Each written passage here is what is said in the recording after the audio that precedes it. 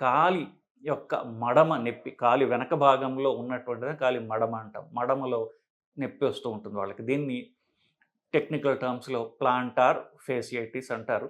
So, ఇది ఎందువల్ల వస్తోంది అనేటటువంటి ఫస్ట్ అంశం మనం చూసినట్లయితే, కరెక్ట్‌గా పాదం కింద ఈ మడమ నుంచి ముందు ఉన్నటువంటి వేళ్ళ దాకా ఒక థిక్ గట్టి ఎంతో బలమైనటువంటి ఒక టిష్యూ లాంటిది ఉంటుంది. అది ఏంటంటే మొత్తం శరీరం యొక్క బరువంతా అది మొయ్యగల, బరువు గలది మనకి ప్రకృతి మన పాదానికి పెట్టింది. ఎవరైతే మనుషుల్లాగా మనం నుంచునుంటారో వాళ్ళ శరీరాన్ని ప్రొటెక్ట్ చేయడానికి. అంటే ఏంటి, ఇది కిందకి శరీరం బరువు వల్ల ఇది ఫ్లాట్ అవ్వట్లా.